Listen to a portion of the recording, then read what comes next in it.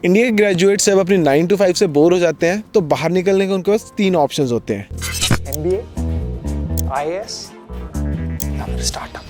TVF pictures का ये dialogue कभी ऐसे ही इग्नोर कर दिया, बट मुझे नहीं पता था कि ये हमारी लाइफ की रियलिटी बनेगा। हम में से हर किसी ने कभी ना कभी इन तीनों ऑप्शंस को सोचा तो जरूर होगा अपनी करंट लाइफ या अपनी करंट जॉब से एस्केप के लिए। और आज से 6 साल पहले मैं भी कुछ इसी सिनेरियो में था। मैं ये सोच रहा था कि अपने करंट जॉब के लूप से कैसे बाहर निकलूं, और तब मैंने डिसाइड किया कनाडा आने का। बट मेरे लिए ये आसान नहीं था, एक बिल्कुल नए देश में आना जहाँ पे कोई नहीं जानता और पूरे जीरो से अपनी लाइफ को स्टार्ट करना। तो आज की इस वीडियो में यही बात करेंगे, क्या चैलेंजेस फेस करे और कैसा रहा मेरा ये सफर। आओ आज की इस वीडियो में बताता हूँ।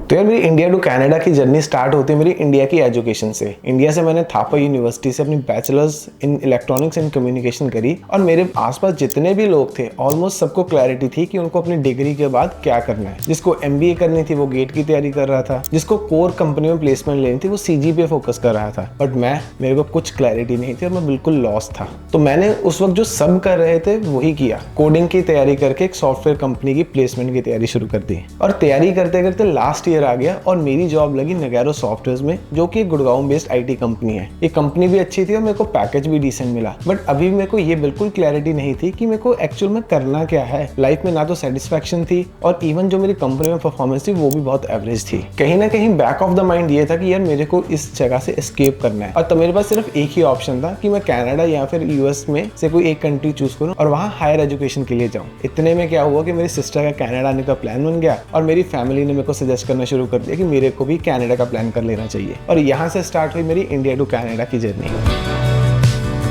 अब मुझे कनाडा आने से पहले ये डिसाइड करना था कि मैं कौन से कॉलेज या कौन सी यूनिवर्सिटी में जाऊं, और उससे भी इम्पोर्टेंट कौन से सिटी में जाऊं। तो मैंने हमेशा से मॉन्ट्रियल के बारे में बहुत सुना हुआ था, यहाँ की स्टूडेंट लाइफ, यहाँ का European architecture, and Montreal is one of the most happening cities in Canada. अब एक स्टूडेंट को अपनी लाइफ में और क्या चाहिए। अब मेरे लिए कनाडा आना was more of an escape from my current life. और ऑनेस्टली बताऊं तो मैं यूनिवर्सिटी में जाके वापस उस लूप में नहीं फंसना चाहता जहां से मैं इंडिया से यहाँ पे आया था। तो मैंने ये डिसाइड किया कि कनाडा आकर मैं कॉलेज को ज्वाइन करूंगा और अपनी लाइफ को पूरे अच्छे से एक्सप्लोर करूंगा। तो यार काफी सारी प्लानिंग्स और एक्साइटमेंट के बाद अपनी इंडिया की पूरी लाइफ को मैं सिर्फ 2 बैग्स में समेट कर आ गया इस अनजान देश में। एक तरफ यहाँ नई लाइफ की एक्साइटमेंट थी, और दूसरी तरफ अपने देश अपनी फैमिली को पीछे छोड़ने का गम भी था। काफी बिटर स्वीट मोमेंट था ये मेरे लिए।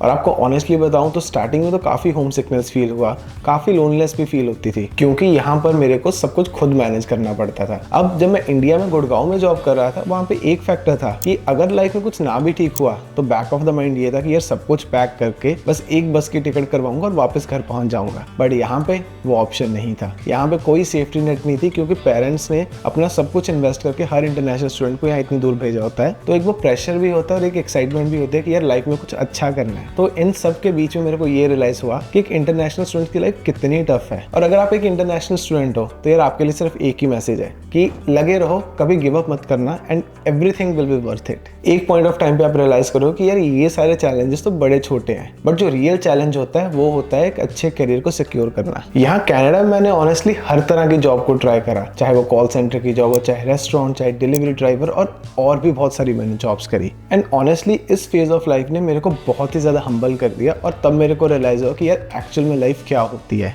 बट इतनी सारी प्रॉब्लम्स के बाद भी मैंने कभी गिव अप नहीं करा, और कुछ ना कुछ हाथ पर मारता ही रहा। और सबसे इंपॉर्टेंट चीज, कभी भी उम्मीद नहीं छोड़ी एक बेटर लाइफ की। और इसी बीच मैंने फ्रेंच क्लासेस ज्वाइन करी, जो कि क्यूबेक गवर्नमेंट ने दी मेरे को। और आप ये यकीन नहीं मानो कि मेरे को गवर्नमेंट ने पे किया फ्रेंच सीखने का। अब एज अ स्टूडेंट आपको कोई पे कर रहा है और आप एक नया स्किल भी सीख रहे हो, इससे अच्छा क्या हो सकता है। उस वक्त मेरे को जितना भी मिलता था उससे मेरे एक्सपेंसेस कट टू कट पूरे हो जाते थे। तो अगर मैं आपको अपनी स्टूडेंट लाइफ का ओवरऑल क्रक्स दूं तो मैंने बहुत सारी चीजों को एक्सपीरियंस किया, बहुत सारे नए स्किल सीखे, और वो कहीं ना कहीं मेरी लाइफ में कंस्ट्रक्टिवली अब तक मेरी हेल्प करते रहते हैं। मुझे लगता है कि मैं आज जहाँ पे भी हूँ, मेरी ये स्टूडेंट लाइफ के जितने भी एक्सपीरियंसेस हैं उनकी वजह से ही हूँ, और इन एक्सपीरियंसेस ने मेरी बहुत ही हेल्प करी। और यार अपनी स्टूडेंट लाइफ में मैं मिला with the love of my life. अब अगर मैं हमारी बात करूँ तो स्टूडेंट लाइफ में बस लेने की बजाय वॉक करने तक, और कनाडा में अपना पहला घर और पहली गाड़ी लेने तक हमने बहुत कुछ इकट्ठे ही फेस किया। इसके बारे में बात करेंगे आने वाली काफी वीडियोस में, बट शायद कहीं ना कहीं यही एक रीजन है कि मैं कनाडा का बहुत ही थैंकफुल हूँ। world that was my surrounding. फिर स्टूडेंट लाइफ के बाद बारी आती है एक अच्छी फुल टाइम जॉब लेने की। मेरे अकॉर्डिंग एक इमिग्रेंट की सारी मेजर प्रॉब्लम का सोल्यूशन है एक अच्छी जॉब का लेना, क्योंकि एज अ स्टूडेंट हम लोग फाइनेंशियली बहुत ही स्ट्रगल करते हैं और जब एक वेल पेड एक फुल टाइम जॉब ले लेते हैं तो लाइफ काफ़ी सॉर्टेड हो जाती है। अब आप सोच रहे हो कि मैं तो कनाडा बहुत साल पहले आया और मेरे को तो काफ़ी आसानी से जॉब मिल गई होगी, है ना? बट यार ऐसा बिल्कुल नहीं था। मैं हूँ पीक कोविड टाइम का ग्रेजुएट। उस वक्त जब सारी कंपनीज अपने एम्प्लॉयज़ को ले ऑफ कर रही थी और मैं यहाँ डेटा इंडस्ट्री में बिना किसी रिलेटेड एक्सपीरियंस के जॉब ढूंढ रहा था, बट मैं रिक्वायर्ड स्किल्स को डेवलप कर पाया और एक बहुत ही अच्छी जॉब को ले पाया और वो नो कैनेडियन एक्सपीरियंस वाला जो ड्रॉबैक था उसको भी ओवरकम कर पाया। अब ये सब मैंने कैसे किया इसके बारे में बहुत ही फ्रीक्वेंटली इंस्टाग्राम पे रील्स शेयर करता रहता हूँ, तो इसके लिए आप मेरे को वहाँ पे ज़रूर फॉलो कर लेना। और यार अपनी स्टूडेंट लाइफ में मैंने काफ़ी सारे इंटरव्यूज़ के बाद मेरे को 3 ऑफर्स आए और मैंने ये डिसाइड किया कि मैं एक मॉन्ट्रियल बेस्ड काफ़ी renowned handbag and shoe company जो कि है ऑल्डो ग्रुप, उसको ज्वाइन करूंगा एज एन डेटा इंटीग्रेशन या फिर ETL डेवलपर। और अगर आपको भी डेटा प्रोफाइल्स में इंटरेस्ट है तो लास्ट वीक ही मैंने डेटा प्रोफाइल्स के बारे में काफ़ी अच्छी वीडियो बनाई थी, तो आप उसको भी चेकआउट कर सकते हो। बट यार ये वाली जॉब सिक्योर करने के बाद अभी भी कुछ मिसिंग था, क्योंकि जब मैं कॉलेज में था तब मैंने ये डिसाइड कर लिया था कि यार मेरे को एक डेटा इंजीनियर की जॉब चाहिए और जब तक मेरे ऊपर वो टैग नहीं लग जाता मेरे को पता था कि मैं सेटिस्फाई होने वाला नहीं हूँ।